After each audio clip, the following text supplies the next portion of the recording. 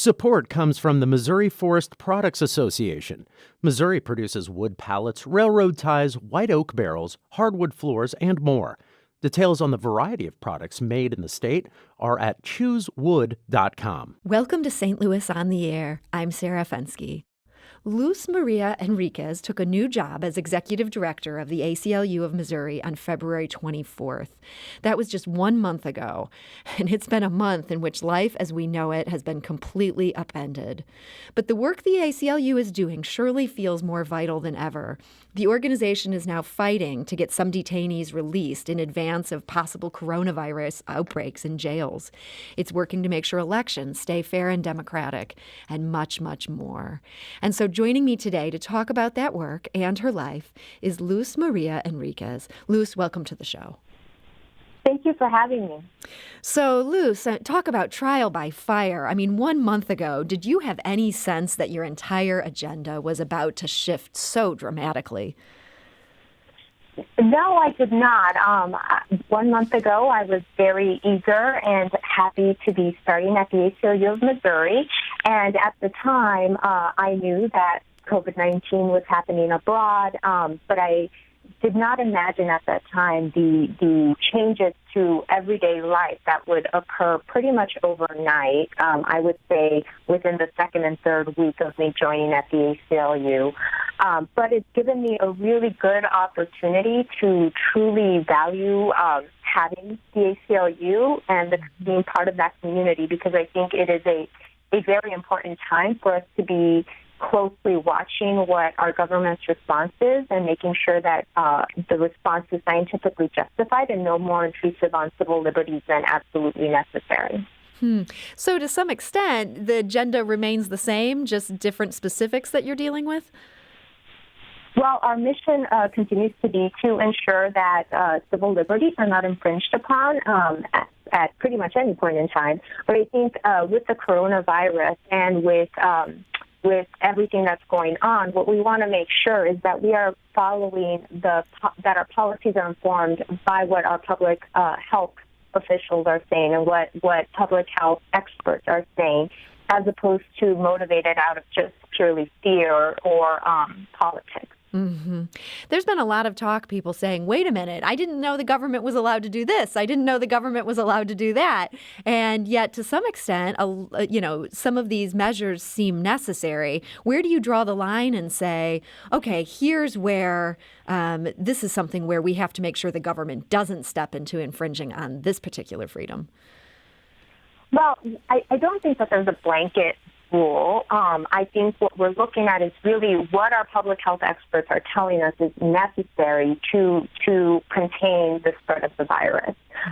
We at the ACLU understand that we are part of this larger community and that there has to be some sort of balancing when our public health experts are saying that if we engage in these particular practices during this time, that will minimize the spread of the virus. We want to make sure and be both safe and healthy, but also maintain our civil rights and liberties to the maximum extent possible. And again, that would be informed by public health experts. Mm-hmm.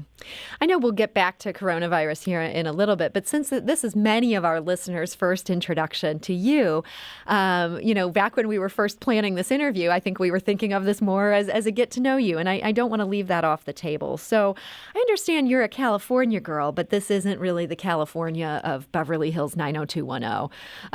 What brought your family to Fontana? So my parents immigrated to the LA area way before I was born as teenagers. They were immigrants from Mexico. They did come over to this country undocumented. And I was born in the LA area, and my family eventually moved out of the LA area at the time because of fear from where the area that we were living. There was a lot of gang activity at the time. So my parents moved our family into the Fontana area, which is where I grew up for the majority of my life. And you said your parents, when they came over, they were undocumented. Was that something that presented challenges for you when you were a kid? So I will say we were fortunate to have my parents be eligible for amnesty in 1986. And that, I firmly believe, really changed the trajectory of my life, because I have seen relatives and friends who did not have that same opportunity, where they have continued to live in the shadows and in fear of having their family broken apart because of documentation issues. For me, when I was 3, that was when my mother and father were able to apply for the amnesty program. And I still to this day remember 10 years later going to their citizenship ceremony in, I believe it was 1997, because that was when they were eligible to apply for citizenship. Amnesty has become such a dirty word in places like Arizona and even some parts of Southern California. People look at this as just such a terrible thing. For your family, what kind of benefit did that have once they were able to get in line for that legal process? I think it was a huge benefit in the sense that my parents became more connected to like public services. So, for example, I clearly remember being told early on in life how we had to be very cautious when interacting with police and try not to draw attention to ourselves. Growing up, I would say there was still that message of caution, but it was no longer this fear that we would be torn apart or that we couldn't necessarily call upon authorities to help in certain situations because of concern into our documentation status. The other thing I would say is one thing I was very well aware of was the impact that not having documentation status could have on for example, employment, and how easy it was to work a job, because I saw this all the time and I heard friends and family talking about it, and not get paid and really feel like there was no recourse. So there were everyday implications, and I would say it changed the trajectory of my life because even though I was U.S. born and a U.S. citizen, having my mom and my dad have citizenship status allowed them to navigate our social networks in a different way. Mm-hmm. And you ended up becoming a lawyer. What made you decide to choose that as a career path? Yeah, so I grew up really looking at the power of community and taking care of each other. And I was very much aware of the social implications of like we talked about documentation status, but also I could not articulate at the time racial justice type issues, but I was very well aware of them. I saw them every day. I saw the segregation that existed. I saw the lack of access to certain opportunities for communities of color. And I remember always just being reminded that wasn't something that I thought was fair, and trying to think of, how can we change this? How can we combat this? Community was very important to my family, and I always felt a sense of protecting community rights and protecting the vulnerable. I very much understood that the rights of vulnerable populations were very much intertwined with my rights. And what could happen to a vulnerable population could easily happen to anyone else. And so it was really important to stand up for those vulnerable populations and to stand with them to make sure that they were equally protected. So going throughout college, one of the subject areas that really interested me was how to use the law to achieve that. And at the time, I was hearing stories of lawyers at the ACLU fighting for immigrants' rights. I was also hearing about lawyers at the California Rural Legal Assistance Program fighting for the rights of farm workers. And I thought, what a great way for me to use my skill sets to pursue my passion by going through law school. I will also say I was in college at the time of September 11th, and I was very inspired by the work of David Cole, who is now the legal director of the ACLU, on the rights of detainees at Guantanamo Bay. And it was just really clear to me that the law could be used as an avenue to protect and advance civil rights and liberties. So that career path was always there for you. It sounds like you knew what type of law you wanted to do. It maybe the real left turn in your life was the fact that after being in Southern California and being in New York City, you ended up moving to St. Louis. And this was back in 2014. So it wasn't for this job. What brought you here? Yeah, so there were a variety of reasons for moving to St. Louis at the time. At the time, I had been working at a large law firm in New York, handling complex commercial litigation. I had been doing a lot of pro bono work simultaneously because that was really where my passion lies. And I had really great experiences building my litigation skill set at the law firm. And my family and I at the time were looking for new opportunities. And one of the possibilities that opened up to us was relocating to St. Louis. And I will say I did not have a lot of I had not had a lot of contact with folks in St. Louis at the time, but I did a lot of research on Missouri and realized that there was just a lot of potential to build a civil rights career in the area, that there were a lot of civil rights needs, and that it was also a great location for my family for a variety of other reasons. So my family and I strategically decided that we would be moving to St. Louis, and I was very, very firm that when I moved out here, I was not going to be looking for another private law firm job because I really wanted to pursue civil rights work. We're talking to Luz Maria Henriquez. She's the new executive director of the ACLU of Missouri. She's actually celebrating 1 month on the job as of today, and what a month it's been. Luz, now, Missouri can be difficult terrain for people working on these issues, and obviously, you've had some key positions here, but I'm wondering, do you find it hard to talk? Do you find you have to talk about these issues differently when you're in Missouri than you would have in, say, California or in New York? Yeah, I think you do in the sense that when you're in California and New York, I think it's probably a safe assumption that if you're talking about civil rights and civil liberties issues, that you're in a group of folks who are already on a similar page as you are. What I have found in Missouri is that folks are at just various different levels. Not that folks are not receptive to talking about those issues, but the understanding of those issues may be different. So I think it does change the way we talk about the issues. But that's okay because I think it's an opportunity to really explore so many different viewpoints that perhaps may not be as readily available in the East Coast or the West Coast where I was used to being. And I think it also increases the ability to talk about these issues on a larger scale to a larger, broader group of folks. Now, you were the managing attorney of the Education Justice Program at Legal Services of Eastern Missouri. What were some of the key things you were working on in that job? Yeah, so in that was a program that I built at Legal Services of Eastern Missouri to really target the education inequity issues that we were seeing in Missouri. We really looked at school-to-prison pipeline type of issues and access to educational opportunities to children of color. So we had several cases that we worked on, and we used a variety of impact advocacy tools, including affirmative litigation.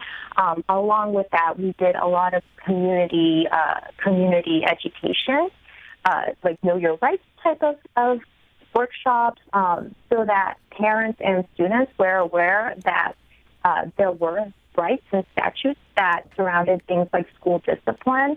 One of the bigger things that I worked on, sort of going up through the end of my tenure there at Legal Services, was a case involving the rights of students experiencing homelessness, which really spoke to the challenges that students experiencing homelessness face in accessing an education and how they were being systematically excluded from the education system in this particular school district and in Missouri at large.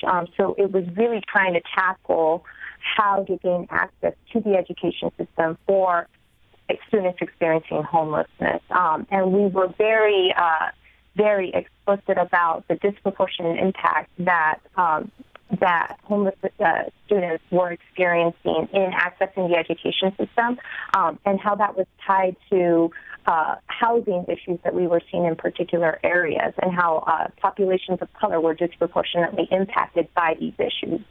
So what made you make the jump to the ACLU? So I will say it wasn't something that I initially jumped to. It was something that I really considered, because I wanted to have a larger impact across various systems. And I really enjoyed the work and what I had built at Legal Services of Eastern Missouri. But I wanted the opportunity to have a larger statewide impact across institutions beyond just the education system. And I thought this would be a really good opportunity for me to take the skill sets that I had developed as an attorney in New York, and then running a program here in St. Louis, to really look at larger issues and how those issues are intertwined and impacting one and the other, as opposed to just narrowing the scope and looking at one specific issue. And so in this first month, and again, we know it's only been 1 month, like you have just jumped into this job in a time when there are so many things happening so fast and changing so fast in this state. But one of the first issues that you found yourself jumping right into has to do with the health of detainees in our prison system and in our jails. And you issued a statement saying Missouri should heed public health experts' advice and immediately release individuals in detention who are at high risk of severe illness or death from COVID-19. What kind of response did that call get? Is there any such effort underway that you're aware of? Well, I think that there are certainly partners who are pushing this effort, and I think that folks are monitoring the situation very closely. You know, I think that there's a misconception that prisons and jails are closed environments, but what we know and what public health experts are telling us is that they are not, that there are folks who are coming and going into that prison community that is increasing the risk of the exposure of the COVID-19 virus in our prisons and jails, and that the conditions in correctional facilities are highly conducive to spreading the virus. And if the virus goes into our prison community, it's also very possible that it comes out of that prison community and into the community at large. So we are very concerned about making sure that our government and officials and decision makers are heeding the public health experts' advice about reducing the prison population and the jail population, and reducing the potential exposure to the COVID-19 virus. In the last 24 hours, Missouri saw its first confirmed COVID-19 case in a state prison. Does that increase the urgency of that call for you? Well, I think it shows what the public health experts are continuing to say, that prisons are not going to be immune to this virus, and that it is extremely easy to get the virus. And so what we really have to be looking at is what our public health experts are saying about preventing the virus from coming in as much as possible, and also how to best treat when we know that someone's been contaminated with the virus.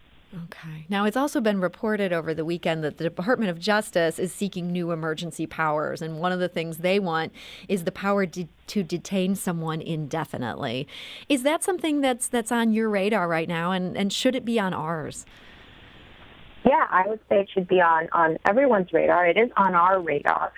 We have concerns about needlessly prolonging anyone's detention and their cases, and also the stigma and the harm associated with having an open case and being detained for an indefinite amount of time.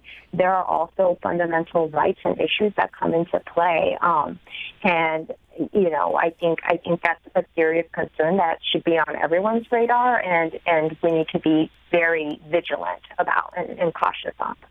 So bigger picture, what do you see as the biggest challenge right now for the ACLU of Missouri as an organization? Well, I think right now is continuing to remain vigilant on the many everyday changes and the impact that those changes are having on our civil rights and liberties. It's changing daily, sometimes hourly, and getting that information up to date from where it's happening. I think that's a challenge because there are so many different areas, including we talked, or you mentioned earlier, like voters' rights, what's happening in jails and prisons, what's happening to all other vulnerable communities. These are all things that need to be on our radar, and we need to just make sure that our government officials are following scientifically based procedures. And at the same time, there's all this urgent work to be done, and you have to keep your eye on developments across the state. But I know that you're one of the many people right now dealing with the fact that you have a school-aged child and the schools are closed. Has it been hard to get any work done during this period of just chaos for so many families? Yeah, so it's definitely a new balancing act and something that I am still learning. It's still very, very new, and each week I keep saying, we learned something new this week. Let's work on it next week. I know it's a challenge for many families. It's certainly a challenge for my family, and it's a big adjustment. And I encourage my staff by saying we are all doing the best we can, and that this is all new to everyone. Well, Luz Maria Henriquez, I want to thank you so much for finding the time to join us today in the middle of just everything that you're dealing with and this first month, and we really appreciate you making the time. Thank you so much. It was great speaking with you. And again, Luz is the executive director of the ACLU of Missouri as of 1 month. And we'll be continuing to check in with her as things develop and she gets more settled in there. This is St. Louis on the Air on St. Louis Public Radio, 90.7 KWMU.